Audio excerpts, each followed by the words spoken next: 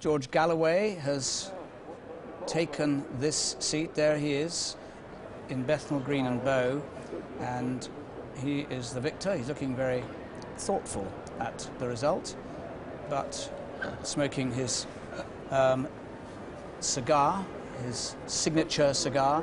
Now this is an extraordinary result. Here is a man who was expelled from the party because of the things he said about Iraq, has parachuted himself from Scotland into the heart of London, Bethnal Green and Bow, and ousts Una King, who had a comfortable majority, a very comfortable majority in that seat, was a loyal Blair supporter and regarded very highly inside the party, and was also a member of the ethnic minorities herself, and took the stance in the party of saying, I support Iraq, and that seems to have done the damage to her. We've been rejoined by Lord Hattersley. Roy Hattersley, how do you read this result? Well, it's a tragedy. I think an awful result. If nothing else had spoilt my night, this would have spoilt my night. I think the sort of campaign that Galloway's run has been a disgrace. I'm not going to go into the complications of Una King's ethnic position, but I think that's a complication in the area. As I can be more vulgar than you can, are you saying that he used race or ethnic origin? Is that what you're... I mean, we have to be very careful what we say about these things. You're not saying that. I'd be careful not to say that, but I think the fact that she was a member of the ethnic minority, or seemed to be, but nevertheless did not support the ethnic minority cause, which was Iraq. The fact that she was not religiously part of that community was a complication. I'm not saying Galloway yielded against something. It was a complication in people's minds. I think it was a very complicated reason for her defeat. But the real tragedy of this is not just Galloway's character and his record in the House of Commons, but the fact that he had a vote, there's a vote for celebrity. We had a lot of Galloway publicity, we've had a lot of flamboyance, and he's won, in my view, because he made a lot of noise, and that's a rotten reason for becoming a Member of Parliament. OK, well, if he wants to, George Galloway, I'm sure we'll be only too willing to let him say what he wants to say as a result of his victory. But we can go now to Holton, Price and Howden and David Davis. Mr Davis, I bet you're a little bit relieved being in there. In my vote. Oh, we're just hearing from him. Great increase in the majority. Across the country, it's disappointing that we've not won power, but it is a massive reduction in Labour's majority. It will allow the opposition to curb the government. It is a huge vindication of Michael Howard's strategy, and as I said earlier, a strategy which I am proud to be associated with. And he will lead you into the next election. Thank you very much indeed. I now want to get some sleep. Good night. Well, here we are, and we can now go to Scotland and to his seat in Scotland, Bantram-Buchan. Alex Salmond is there. Difficult to predict what kind of night... Good evening, Mr Salmond. Thank you for joining us. Difficult to see what kind of night you're having at the moment, isn't it? No, it's not. It's a great night for the SNP. We've won 2 seats from the Labour Party, one in a spectacular swing in the Western Isles, the second in the city of Dundee. We haven't won a seat from the Labour Party in a general election since February 1974, Jonathan. We've just won 2 in one evening. It's a bit like buses. You don't get them for a while and then they come all at once. So it's a spectacularly good night for the Scottish National Party. And if I could just say one thing at Roy Hattersley, George Galloway winning seats not a tragedy, Roy. The Iraqi war's a tragedy. George Galloway winning a seat's an electoral contest. Try and put things in perspective. Let me come back to Scotland. You say you're going to win these 2 seats. Do you have a sense of how many seats you're going to get by the end of the evening? Well, we don't know that. We have already won these seats, Jonathan. I know that network television doesn't always keep its eye on what's happening north of the border, but can I tell you, not only have we kept our eye on it, but we reported both of them, so we keep a very close eye on it. Well, we have already won them anyway, so they're as it were, they're in the bag. And that means the SNP are going back with at least 2 more members of Parliament. Now, we'll see what the rest of the results bring us as the evening goes on, but this is a spectacularly good night for the Scottish National Party. And is it your retort to your own members who said, what are you wasting your time running in this campaign? Well, there wasn't many of them. There was only one, actually, but I think we've vindicated our position. But can I just say to you, there's one opinion poll, which I thought was particularly significant, in the Daily Telegraph, of all places, which just this Monday asked people how they would vote in a Scottish election for the Scottish Parliament. And the SNP were the leading party by a full 4% from the Labour Party. So we can look forward with an increased number of Westminster seats to victory in 2 years' time, when incidentally both Liberal and Labour will have to run as government parties and hang together instead of separating themselves. Thank you for joining us. As you speak, Tony Blair is on his way into the Trindon Labour Club, where he will be with those who are absolutely loyal to him. There will be no, as there were at the count, boos from the background of those who, for one reason or another, didn't endorse his re-election in Sedgefield.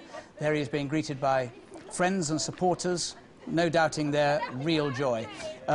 Nick, this is very comfortable territory for him here. It's finally the smiles back on his face, Yes. isn't it? As if he's got over that initial shock of realising that while this would be a triumph for him winning a third term, there would be losses too. He finally seems to have relaxed. Now, whether he has seen, as with our exit poll, our prediction of the Labour majority creeping up a little bit into more comfortable territory, it may seem an odd distinction to people, but 66 was in the area where with 30 or 40 regular rebels it would have been very uncomfortable. 80, if that's what it turns out to be. If it turns out to be higher, that's very comfortable indeed, really. And then he can start to continue to dictate the terms of politics in the way that he chooses to. That's not what you want to hear at all, is it, Roy? Well, I don't want to hear it because I don't think it's true. Which rather undermines it, in my opinion. Well, it's good for trade if you're right. Good for trade. Yes, it makes the programme swing along. Much more interesting than what Mrs Thatcher had to say. Can I just interrupt you to tell you that the Conservatives have, after 2 recounts, I think, Conservatives have gained Guildford from the Liberal Democrats. It was a likely target, but nonetheless not bad news for Liberal Democrats. And while we're talking about Conservative success, Mark at the party's got a Conservative guest or two? Yes, I do. I'm surrounded by 3 Conservatives, Edwina Curry, Frederick Forsyth and Howard Flight, the MP famously effectively deselected by Michael Howard at the beginning of the campaign. Howard Flight, what do you make of the way things are going? I think it's sort of a moral victory for us, not as good as I hoped it would be, but it's coming in our direction, and we're obviously not going to win this time, but we're certainly going to win the next time. Do you feel slightly bitter that you're not in your constituency to enjoy? Not in the slightest. I've been a keen Tory for 45 years, and my little story is boring, and it'll get sorted out in due course. We've won a lot of key leafy suburb seats back. The tide is coming back to us, not as much as I'd have hoped, but we're on train in due course. OK, Frederick Forsyth, what do you make of these decapitation tactics? David Davis has survived. This is Charlie Chatcho, isn't it? Charlie Chatcho Kennedy. Nice lad, know him well. Idiot, never mind. It failed. It failed for Maidenhead, it failed for David Davis, and it failed for Letwin, and it will fail in Folkestone for Michael Howard. So an idiot programme, and it's failed dismally.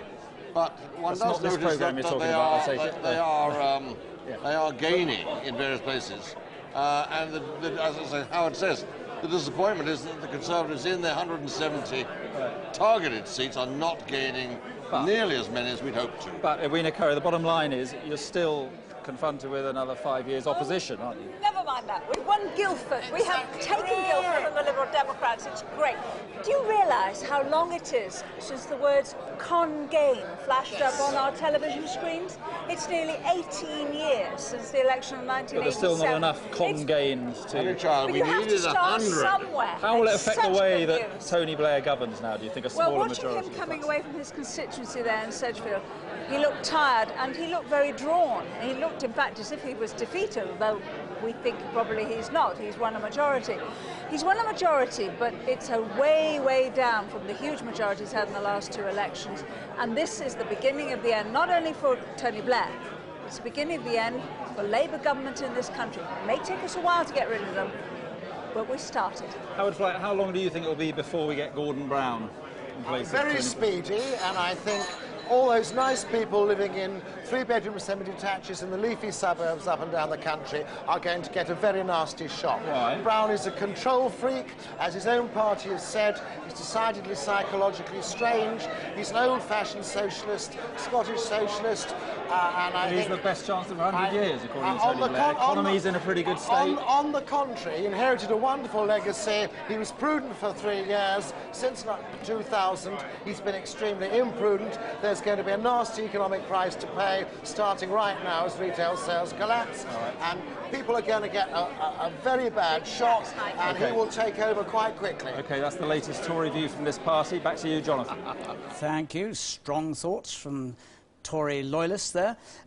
Couple of interesting things in here. It looks as though Richard Taylor, Dr. Richard Taylor, the independent in Wyre Forest, the doctor who, you remember, got into the seat because of his campaign for the Kidderminster Hospital, we're getting reports that he is back in again, although the Liberal Democrats stood down there. Also, two gains. The Conservatives have gained Hemel Hempstead and they've gained Weston-super-Mare. Meanwhile, Gerald has been busy. Well, I've done a rather flattering portrait here of Michael Howard flying home with Enfield, Southgate and Guildford.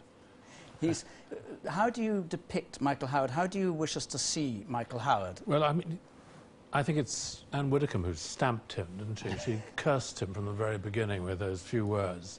And we can't forget that he's something of the night. I can't forget he's something of the night. And he looks like it too. He does. I can draw him as a vampire, and it works.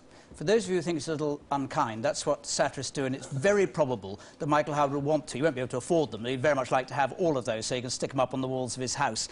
Anyway, while we've been talking, while we've been seeing some of those other results coming in, Enfield North, which is a marginal constituency, has also discovered who its new MP is to be. Let's have a look how that was. The result of the Enfield North constituency. I, John Patrick Egan, returning officer at the election in the above constituency on Thursday the 5th of May 2005, hereby give notice that the number of votes cast at the election were as follows. Patrick Anthony Burns, Independent, 163. Geoffrey Nicholas Dubois, the Conservative Party candidate, 16,135.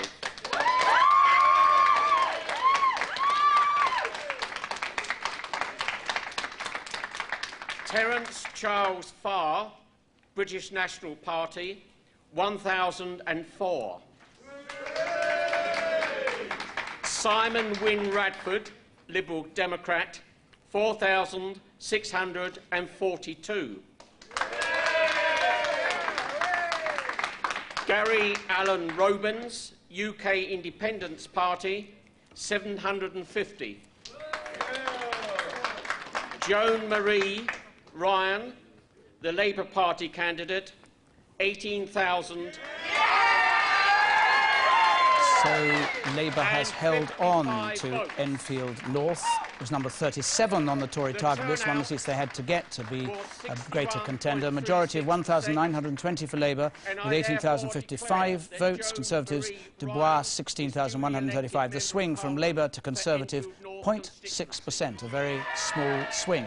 And the share of the vote, 44.3 to Labour, 39.6 to the Conservatives. There we have it.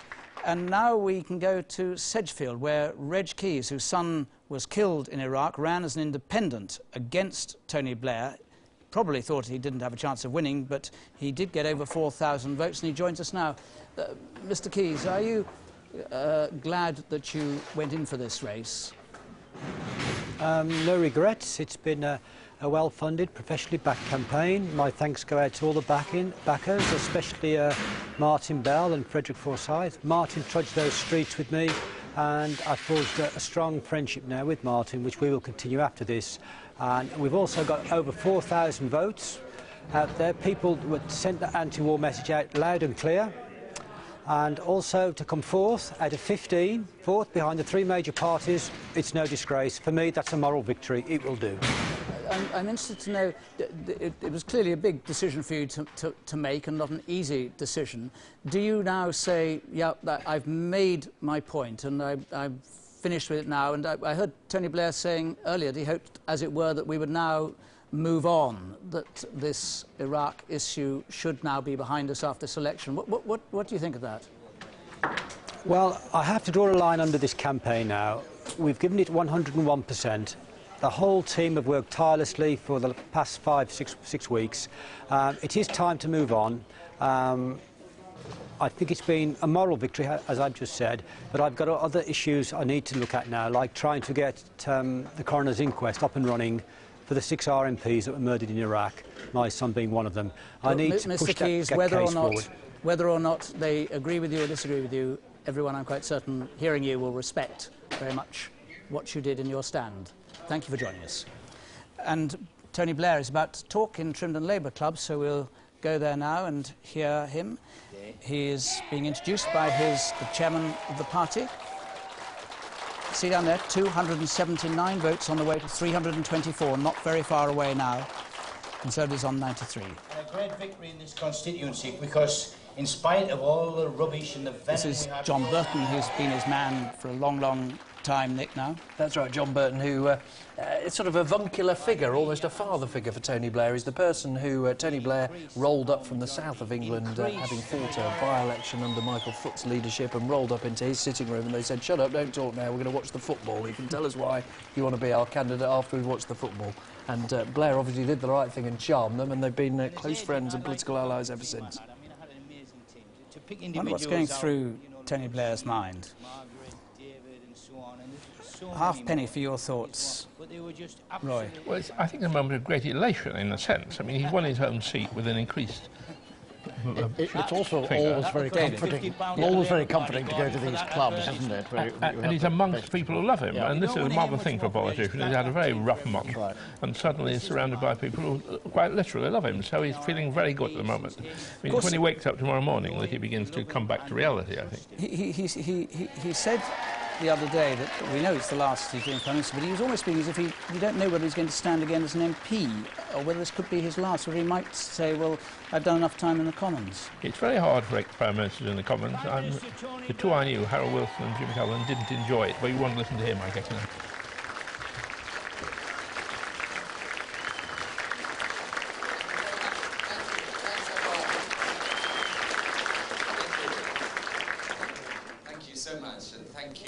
All of you who've been working in the constituency so hard over these past few weeks. I know you've done an amazing job. It's been difficult sometimes in these past few weeks. And I know you've had quite a lot to put up with here. It's been a slightly different election from most elections. But as John said, the team has been just unbelievable. And I feel so proud to have increased my majority. Except...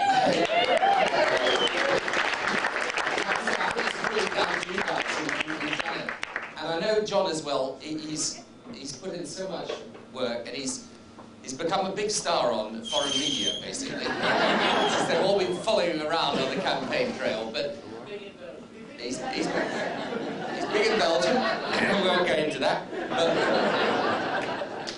But it's been an amazing few weeks. And we haven't got all the results in, obviously, yet.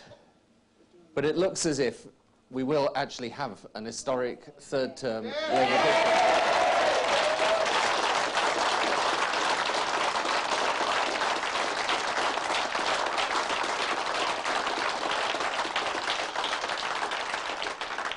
And I know there are lots of lessons to learn. But I do feel very proud of the fact that we've managed that historic third-term victory. And I feel proud, too, not just of the changes we have made, but of what we can now do with this mandate. Because one thing is for sure, the Conservative Party, people did not want back. No. And we managed, in the course of this campaign, despite everything that was thrown at us, despite all the problems, we set out an agenda for change in this country, and we're now going to take that agenda forward for our economy and jobs and living standards, for our National Health Service and our schools, to give our young people the chance they need in life, on law and order, on bringing back community policing, on making sure we give affordable childcare to people, on reshaping our public services and welfare state for the 21st century, making sure our economy, strong already, can compete in the new world. And I feel a real sense of enthusiasm for that agenda in the third term.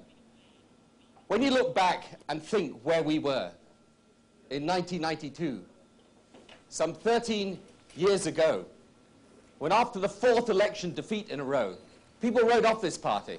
There were people then who said, Labour can never win again. And if we've actually achieved victory this evening, and have got a clear majority, as it seems that we have, that is a huge rebirth of our party. And we did it because we had the courage to change. We did it because we had the courage to take difficult decisions in government. And yes, of course, there will be disagreements and problems. There always are. But I think we can be very, very proud of what we have done.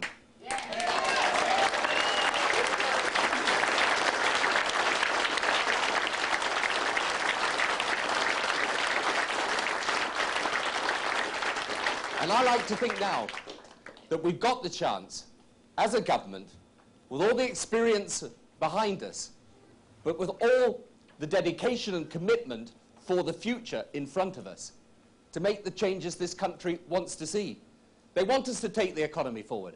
They want us to complete the changes in the health service. They want to make sure that the investment they see in their schools is taken forward and rolled out across the whole country. They wanted us to continue to bring down crime, to put that visible uniform presence back on the street. They want us to deal with the new issues that are coming up, how young couples get their feet on the first rungs of the housing ladder, affordable childcare, pensions, making sure that we have, in this country, a decent, fair society combined with economic prosperity. Now that is what has happened over these past few years. For the first time, people have been able to vote for a progressive force in politics that combines sensible, tough economic policy with social compassion, with a conscience, with a belief in helping others. And that is what we've tried to do. That's the party we've tried to create. And it actually began here in Sedgefield. Here where we learnt that we had to reconnect with the lives of people. Here where we learnt that our values were fantastic and the values of the British people, but that we had to learn how to apply them in the modern world. And so, when I think now of what lies ahead of us, it's a tremendous challenge, but it's one we can respond to with an enormous amount of vigour and energy and determination. It's a great, great thing and a privilege and an honour when the country elects a government. To be elected once can be difficult, as we found.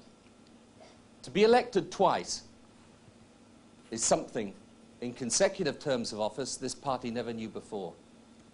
To be re-elected for a third time is very special. So it's a tremendous privilege and it's an honour. And let's make sure we use it now for the good of our country and the people in it. Thank you. So, Tony Blair there, amongst, as you can see, very good friends in the club and much more relaxed than he'd seemed earlier on, saying that there's been a huge rebirth of our party, he said, the courage to change and take difficult decisions in government. And he was saying, I think we can be very proud of what we've done. We are a progressive force in politics. We were tough in the economic field, and we also had social compassion.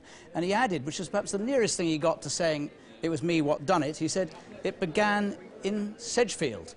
Well, there will be others in the Labour Party who won't quite agree it began in Sedgefield, but no doubt he began in Sedgefield. We're expecting the result in Charles Kennedy's seat very soon, Ross, Skye and Lochaber. Lochaber, please. This is Ross, Skye and Lochaber. I've just been corrected by Lord Steele, who knows these things, of course. And they're coming up onto the platform now. We'll soon see Charles Kennedy. Labour on 282 now, going towards that magic 324. There is Charles Kennedy looking very relaxed, but he knows he's back in very comfortably. It is a new seat, but it's not hugely changed. I now declare the result.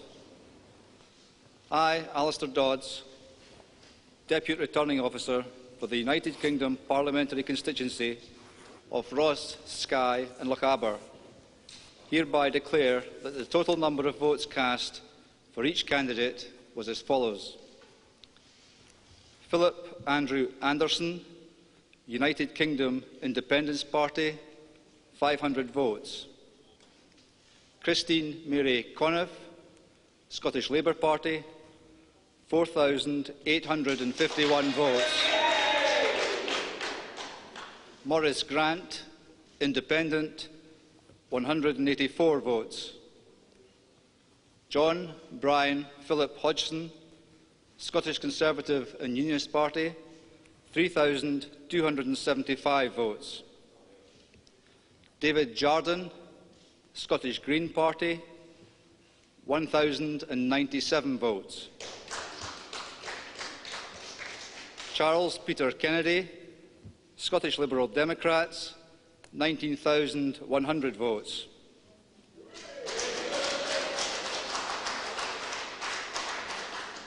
Anne Elizabeth MacLeod, Scottish Socialist Party, 412 votes. Mary Euphemia Will, Scottish National Party, 3,119 votes. There were 48 spoiled papers. Of course, Charles Kennedy holds on there, 14,249 majority, with 19,000 votes for him, Labour in second place way back, and the rest likewise. The swing from Labour to Liberal Democrat there, 11.3%. 11.3%. Now Charles Kennedy is going to speak, knowing that he's in with 58% of the share of the vote. Returning officer, thank you very much indeed. And can I say to you and through you, on all our behalfs, all candidates in this parliamentary constituency, our gratitude to all those who have managed the process of local democracy and in deciding and carrying out the business of electing a local Member of Parliament. And I'm very privileged to be the recipient of this support. I will do my level best, as I have tried to do over the years, and it is a new challenge, a new opportunity for this new constituency. But it's also new politics, it strikes me, that we have in our country as we watch these results coming in tonight, and there is a long way to go yet. And I think that the era of three-party politics right across the United Kingdom is now with us. That is something that I welcome. I think it is a healthy development, and I think that what we are seeing taking place in terms of the progress of the Liberal Democrats right across the land, in Scotland, in Wales, and right throughout England, is something to celebrate.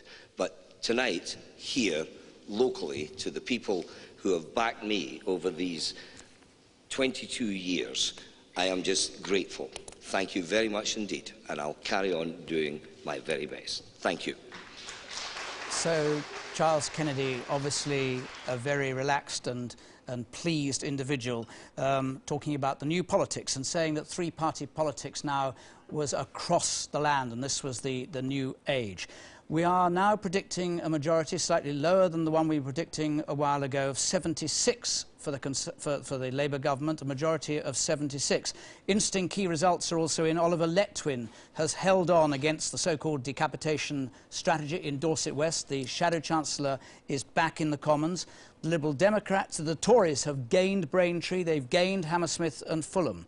Meanwhile, the LibDems have gained Bristol West, which is a three-way marginal seat, and they are claiming that they will gain Brent East. Now, when I say gain Brent East, they actually won it in a by-election in 2003 with a massive swing of something like 28%, and they are saying, we haven't got the result in, but they're saying that they think they've got it again. Colin, what have you got for us? Well, funnily enough, Jonathan, as Charles Kennedy was speaking, I was looking at the pattern of the share of the vote distribution in different types of seats. And he's got a point. Where Labour has lost most heavily tonight, it has been to the Liberal Democrats, and it's particularly been Colin, in seats... sorry to interrupt you, just in case people don't know, that is Mrs Kennedy, and in her arms is a baby Kennedy, up very late. But I suppose it doesn't matter much at that age, I can't remember. Carry on, Colin. I was saying, Jonathan, that whether in constituencies with lots of Muslims and lots of students, there's been a big swing from Labour to the Lib Dems, but also in a group of seats that we've called Labour middle-class seats. These are some of the prosperous areas that Labour won in 1997. They also have swung quite sharply to the Lib Dems, not to the Conservatives. The only places where the Conservatives have really been making progress tonight has been in seats they already hold. Many of their gains have come about in a rather Pyrrhic way. They've lost less of the share of the vote than the parties they were challenging. Colin, thank you very much. Quick word on that, David. Can I just say that what we were also watching, we gained the seat that I forecast a moment ago, Inverness next door, yes, I was just about to say. Which means that if you count Brent as well, I think we've now got 10 seats from the Labour Party. And the thing that Charles Kennedy was hinting at there is, don't just look at the seats that we've gained, but look at the number of second places we're going to have at the end of the evening. In other words, it is really three-party politics. There are going to be, when we start the next election, there are going to be many more seats, which is Labour versus Lib Dem or Tory versus Lib Dem, than ever before. And we really will have to treat the Lib Dems, you're saying, as an equal party. Exactly, exactly. I think so. Interesting. I'm just going to bring in, I'll come back to you, both Nick and Roy, in a second, but Alistair, you've got a House of Commons for us, and how it's looking, I think. Well, absolutely, but it picks up on precisely that point that David Steele and Colin Rallans were both making. Let's bring in the members of Parliament that we think will occupy this place, and let's put the Labour members of Parliament over here on this side, all 361 of them, and then let's put the Conservative members of Parliament over there, now down to 135. Let's pop in the Liberal Democrats there, up to 59, and then further over here, remember Alex Salmon was saying how well they're doing. They're up now from 28 to 30, now up at 31. That's Plaid Cymru and the Scottish Nationalists. But just look at those numbers as I bring in the majority there for Labour. There it is, 76. Three-party politics? How close were they in that share of vote? Very, very close indeed. But in terms of the numbers in this place, miles apart. And that may be the agenda that Lord Steele and Charles Kennedy were both talking about when this place is populated by real people next week, Jonathan. Don't doubt it, Alistair. Thanks very much. A couple of recounts going on in Medway, which is a Labour seat with a 9.8% majority, and also a recount at Warwick and Leamington. There they have an 11% majority. Nick, you wanted to... Medway, I was just going to say, is the seat of Bob Marshall-Andrews, Robert Marshall-Andrews, who was the big Labour dissident on the war, a successful barrister who has taunted Tony Blair from the backbenches. He's one of the few people that Tony Blair can no longer be polite to in Prime Minister's questions. But it does show that being a rebel, being a Labour rebel, does not protect you against big swings. And now, let's have some news of this big night with Mary Nightingale. Mary. Thanks, Jonathan. In the last few minutes, Tony Blair has said Labour can be very, very proud of winning what looks to be an historic third term. Mr Blair had looked sombre when he attended his count at Sedgefield earlier this evening, but speaking at the local Labour club, the Prime Minister sounded much more confident. And I know that there are lots of lessons to learn, but I do feel very proud of the fact that we've managed that historic third term victory. And I feel proud too, not just of the changes we have made, but of what we can now do with this mandate. Because one thing is for sure, the Conservative Party, people did not want back. There have been significant Labour defeats, though. Stephen Twigg lost the Enfield South seat he gained from Michael Portillo in 1997. And in Bethnal Green and Bow, Una King lost a bitterly fought battle to George Galloway, who stood for the anti-war Respect Party. The Shadow Home Secretary, David Davis, has held on to his fiercely contested seat of Halton Price and Howden. Other targets of the so-called LibDem decapitation strategy, Theresa May and Oliver Letwin, also won. Speaking after his re-election, Mr Davis said the Conservative wins signalled a big step forward. Across the country, it's disappointing that we've not won power, but it is a massive reduction in Labour's majority. It will allow the opposition to curb the government.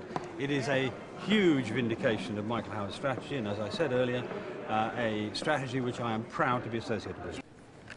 The Lib Dems have scored some notable victories, including Hornsey and Wood Green, taken from Labour on a 12% swing. This is the scene at Liberal Democrat headquarters this evening. Party leaders say that overall this will be one of their best ever results. The smaller parties are waiting to see whether or not they've benefited from the protest vote. Robert Kilroy-Silk broke away from the UK Independence Party to form Veritas. He admitted he'll be disappointed tonight, but insists this isn't the end of his political career. Lady Thatcher has been giving her reaction to the election news at the ITV Party on the Thames. The former Prime Minister was reported to have left the country in despair over the Tory campaign.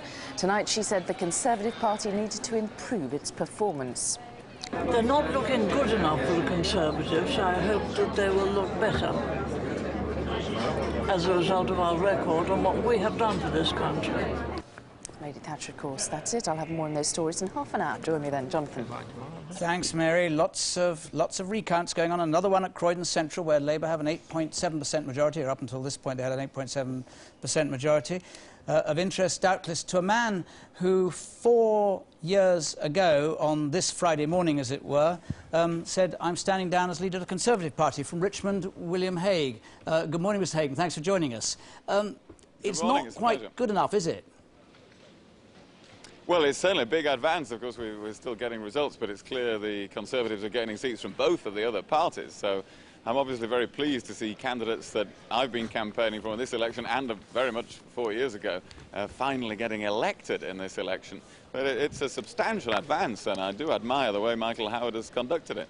But you say it's a substantial advance. It would take, on our present projections, and of course they can shift, it would take you up from whatever it was, 166 seats to 195. But Labour would still be on 361 seats. You're light years away from becoming the governing party again. I mean, in pure historic terms, this is a continuing catastrophe, isn't it? No, I think when we look at the gap in the share of the vote now, it will be down to a few percent. I don't know what your latest projections of that are, but clearly the gap in numbers of votes in the country between the two main parties is nothing like as large as it has been in recent elections. You're sounding like a man who wants electoral reform. No, I'm not advocating that. I'm certainly looking forward to some boundary changes over the next few years. But when you look at that gap in the votes, you can't now say the Conservative Party is light years away from government. This will certainly help the Conservative Party to mount the strongest challenge for a very long time at future elections. And of course, what we're going to see, and what we just heard David Davies talking about, is a parliament on your current projections with about half the Labour majority that it's had over the last 8 years. So all of us who have sat in that parliament and seen an unaccountable government, this is going to be a very big change indeed. How much longer do you think Michael Howard should remain as leader? As long as he wants, really. He has my support to remain in office for as long as he wishes. I made William the point Hague, a few days ago that... Sorry, go on. Absolutely. I made the point a few days ago that whatever the result of the election, even if Michael Howard were losing seats rather than the many seats that he's gaining tonight, there would be no appetite for a leadership election in the Conservative Party. That's all the more the case, given that many gains are being made, as I say, from both of the other parties. So I think Michael Howard will be in a strong position to continue as leader of the party. Is that tantamount to saying William Hague says, "Michael, please take us into the next election"? Well, I didn't put it in that way, but no, you certainly didn't. He has my support for, and I think the support of conservatives throughout the country to lead the party indefinitely. And I don't think any of us want to put any time limit on it in any way. Thank you very much for joining us, Mr. Hague. And now, Gerald, who has been completely ceaselessly at work, silently, but when you see what he does, you don't need words. But we might have a look at it, please. What is it? Just seeing William Hague there again makes me think, you know, is there going to be a new hunt, a hunt for a new leader of the Tory party? And here they are, sort of and riffling around hunting? in the trash can. They're hunting away. That's a very cruel thing to say. Cruelty is my business. The truth is, tonight, of course, John, they've got one more choice than they thought they might have. If David Davies had lost his seat, if Oliver Letwin had lost his seat, there were a couple of candidates gone there, and so I think there's been no rush for Michael Howard to go now. One Tory MP put it this way to me. He rather attacked William Hague and said he'd made the mess, but he didn't stay to do the washing up, one Conservative MP said to me, and they want Michael Howard to stay long enough for them to sort the mess, to work out where they go next. We've got, at the moment, a tally of Labour on 293. They've got to get to 324, remember, before they absolutely become the party of government, although we know that is what it's going to be. We're predicting essentially still a majority of 76 for Labour. Michael Portillo, your comment on what William Hague was saying. Well, he makes this point that the gap between the percentages for the Tories and the percentage for Labour is smaller than it has been, and that is the best point that can be made for the Conservatives. The worst point that can be made is that even on a night when the Labour Party has collapsed in its support, the Conservative Party has made almost no advance in its percentage. And so the Conservatives' score tonight in percentage terms is not a great deal different from 2001 and 1997. But that suggests that something radical has to happen. Now, can you get that party being radical and remaining as a single party? it doesn't look as if they're going to go over 200. If they had gone over 200, I think people in the party would have said, oh, well, after all, the Linton-Crosby, the Australian strategy worked, and we just stick with things as they are. Because it's going to be under 200, I think there'll be more of a debate. But it will be a debate, and there will be divisions. There will be some who say this disappointing result is because we didn't move to the centre.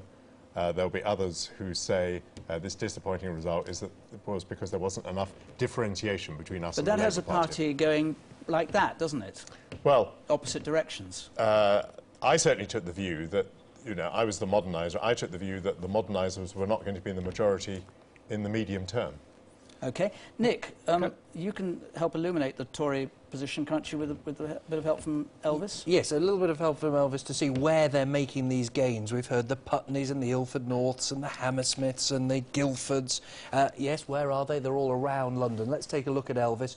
Remember, this is our election visualiser. The height of those blocks gives you the majority. Let's zoom in on the south-east there, and in particular on London. That's the picture tonight. Let's see how it changes from where we were at the beginning of the evening. So you can see, just look at the way those blocks move. That's the beginning of the evening. Those are the results we've got so far. Big increases in Tory majorities in these areas that I'll highlight now around the capital here. But if you look at what it was like in 1992, last time the Tories won, now look at the change. It's a sea of blue. It's a huge, you don't see it. So difference. Some gains, yes. Nothing like getting back into power. I just want to bring up some more news. Liberal Democrats have gained Taunton from the Conservatives, but a second minister has gone down after Stephen Twigg. Melanie Johnson, the health minister, lost at Welwyn Hatfield to the Conservatives, where she'd been defending a very small majority. Also, some lost postal votes mean that there's a recount in Wirral West, There's also a recount, again, we've got all these recounts going on at Croydon Central, so there's obviously a lot of close-ish results coming in. Meanwhile, Juliet Bremner is at Bethnal Green and Bow. Juliet, we heard the result. What's the situation like? Well, we haven't actually had that result confirmed yet. We are still waiting for our declaration here. We understand it'll probably be in about another 15 minutes. But we have been told by the Labour Party agent that they do believe they've lost. So we're taking that as a fairly serious nod to the fact that they have. Although it is very close, and we've had both the agents pulled back to the adjudicators table now several times, which is why we have this delay. That apparently is over some problems with the postal votes, the postal ballots, which are being sorted out. What we have been told is that turnout is up. It's 54% this time compared with 48% last time. And what the Labour Party are saying is they believe that George Galloway and his Respect anti-war party have managed to tap into an entirely new vote. They've got young Muslims and young whites who were anti-war, and they've got them to turn out and vote for the first time. People who perhaps wouldn't have turned out for Labour. That's what they're attributing this very probable loss to. But we are still waiting for confirmation of that. Juliet, when you say this, when they're both being summoned to the desk, is there a possibility of a recount, or is it just a clarification? Just a clarification. We'll keep being told that it's any time now, so I don't think there is going to be that sticking point. But I think it's just that clarification, and I think you will have a result here in the next 10-15 minutes. Thanks very much. Roy, you wanted to say something very quickly before I go to Alice. I want to go back to the Prime Minister's speech at Enfield, where he was speaking to a Labour audience, and an affectionate Labour audience. He was saying all the sort of things that many of us have longed for him to say for the last 8 years. He was talking about the Labour social programme. When he said we had much to be proud of, he went through all the things which I feel proud of have been there over the last 8 years. If he'd made that speech more often, life would have been very much different for him. That's point one. Point two is this, about the Tory party. Early in the week, I was on a programme with a very distinguished Conservative who said that his nightmare was my prediction that we'd have a majority of 75. He said that's the worst possible majority of the Tories because we'll be overrun by the one more heave brigade. Instead of wanting to make some radical changes which re-engages with the country, we'll say we're so near to it we don't have to do anything except wait for 4 years. And I think that's a real danger now for the Tory Thanks. party. Labour on 299. They've got to get to 324. The Conservatives have gained their first seat in Scotland this evening in Dumfriesshire. And we can now go to Airwash, where, as you remember, the leader of Veritas was hoping to overturn a majority, but said he hadn't done very well, Robert Kilroy-Silk.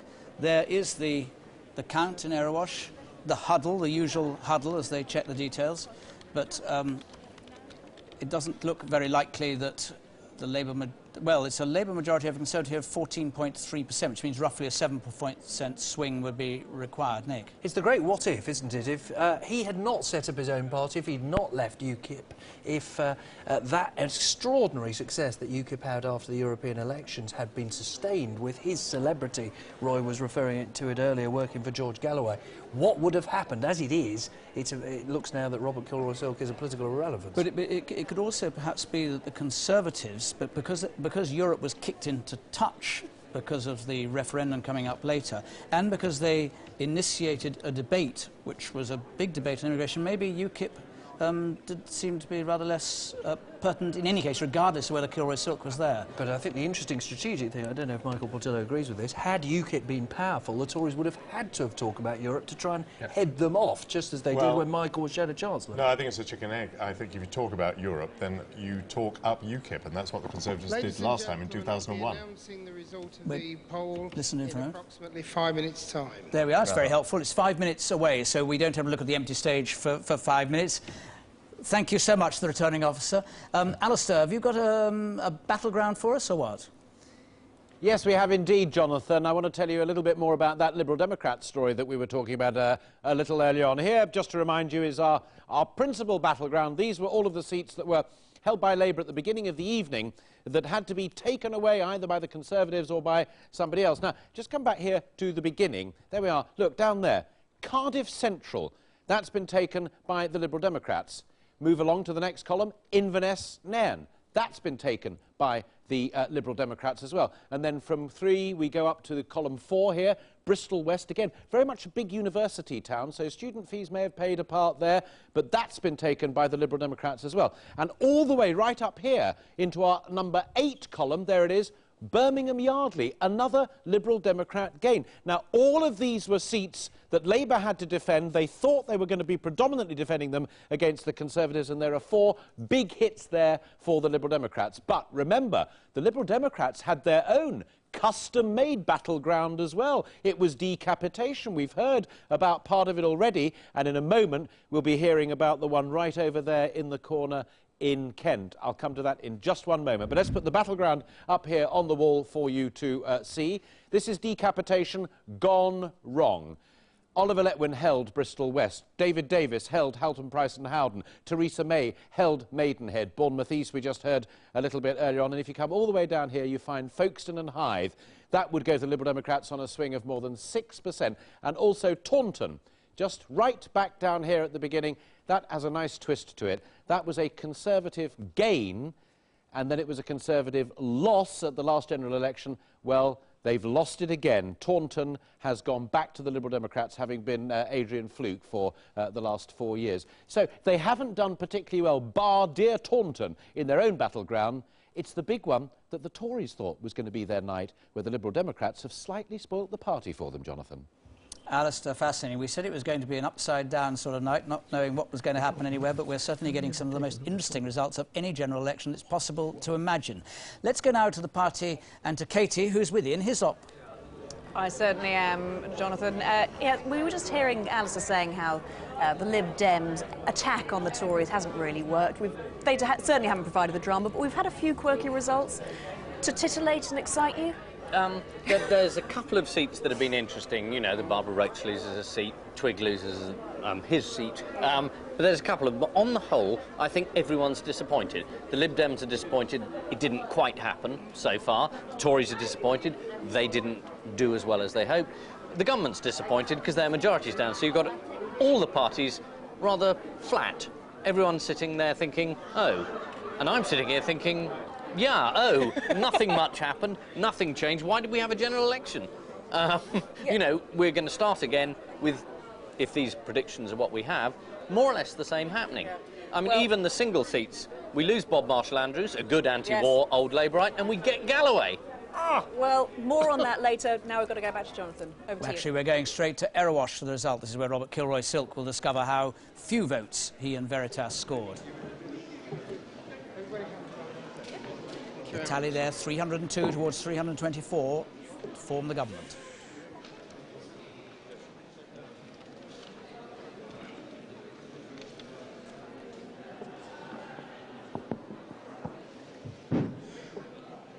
Good evening, ladies and gentlemen. I'm sorry that you've been kept waiting so long, but the quality is there on this occasion.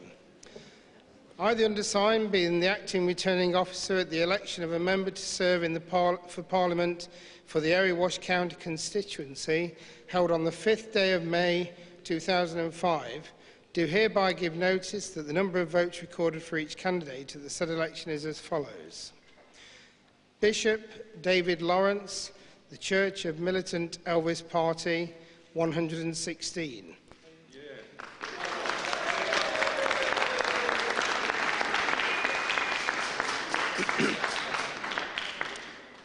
Blackman Elizabeth Marion, the Labour Party candidate, 22,472.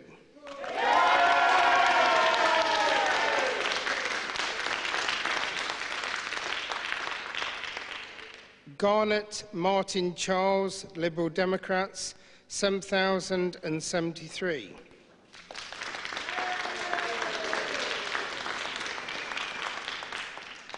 Graham Sadie Bethany, British National Party, 1,319.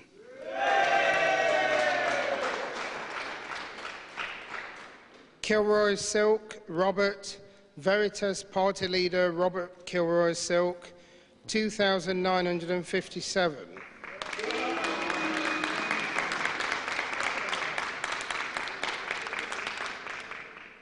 Kingscott Arthur Jeffrey, UK Independence Party, 941.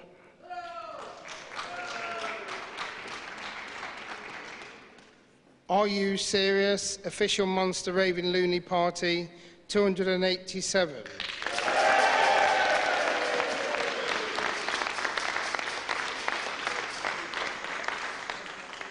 Simmons David Timothy, the Conservative Party candidate, 15,388.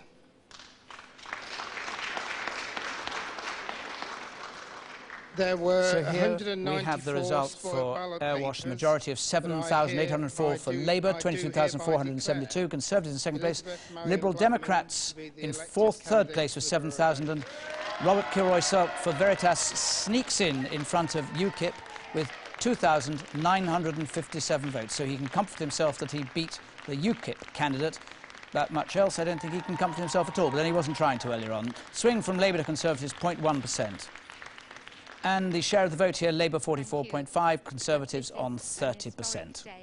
And here's the change in share of the vote, down 4.8% for Labour, Conservatives down 4.5%, Liberal Democrats up 2.5%, and the biggest increase in the share of the change in share of vote is 5.8, but that is precisely because Robert Kilroy-Silk was starting from zero. Proud to represent Airwash for the last 8 years.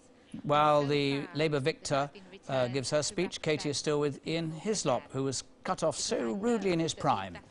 Back to them. And we certainly don't want that, do we, Jonathan? No, I think that we saw democracy in action. If ever you've seen it before, we had Monster Raving Loonies, we had the Independent Church of Elvis, and we had Kilroy-Silk. I'm not trying to draw any conclusions from that. I'll let you do that. Those are the serious parties, obviously, and then there were the other ones.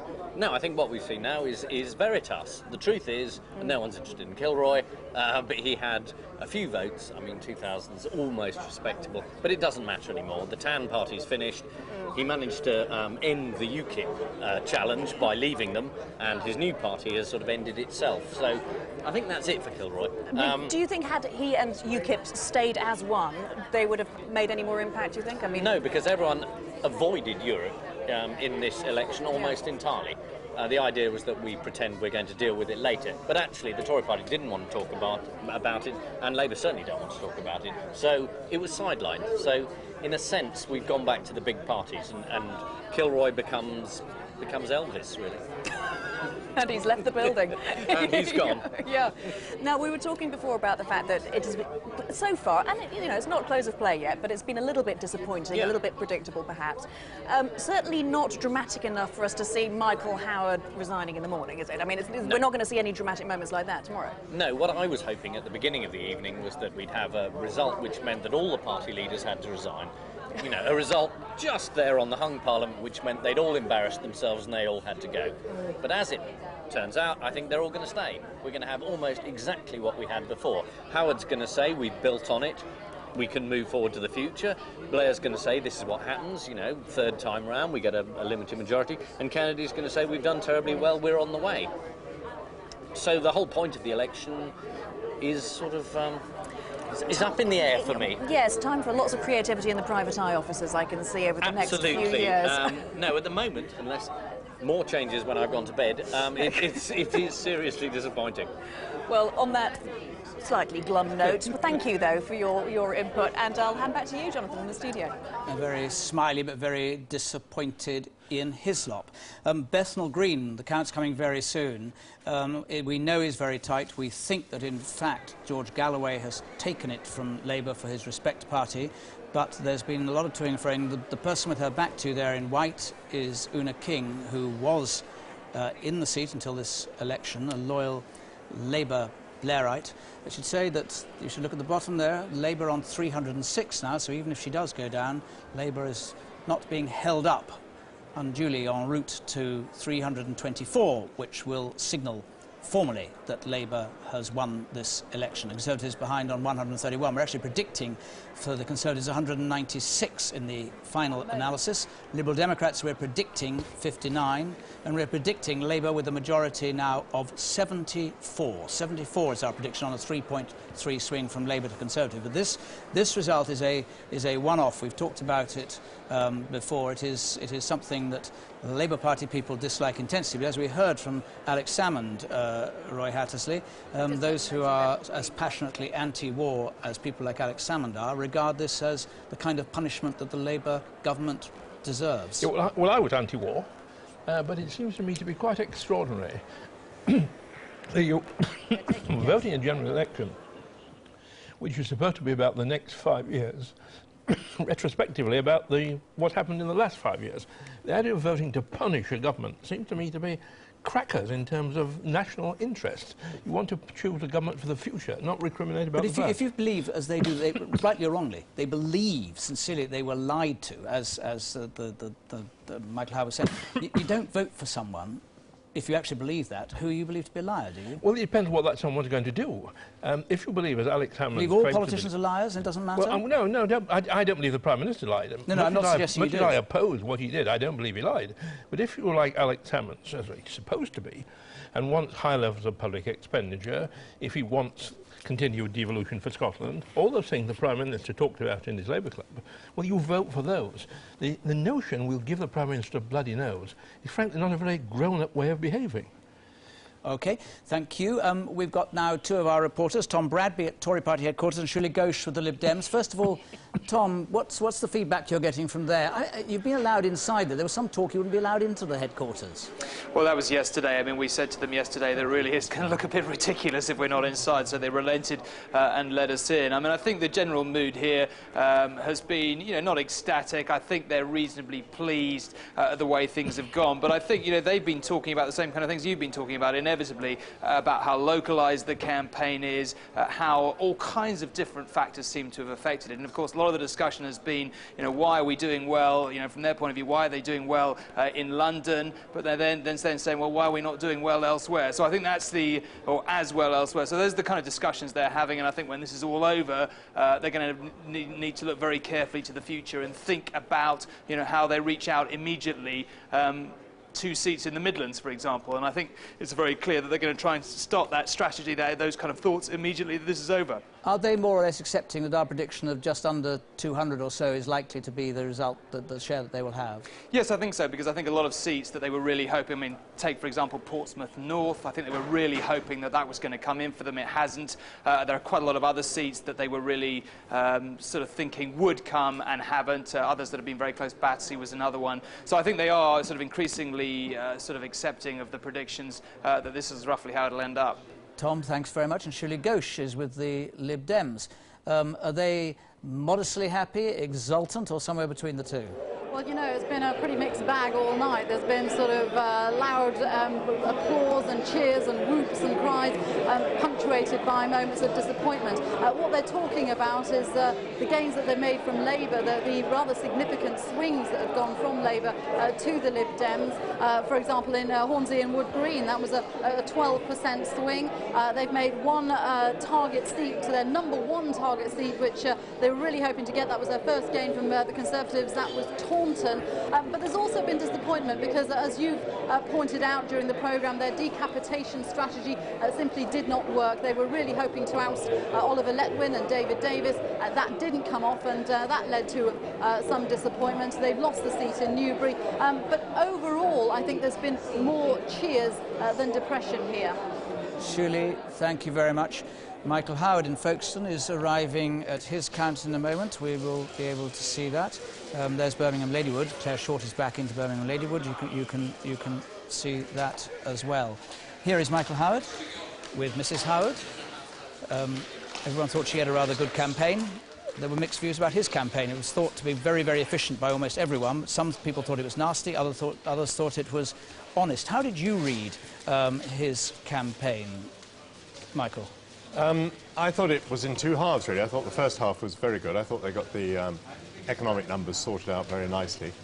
Then the second half was rather different. It was immigration and the liar campaign, which personally I found pretty distasteful.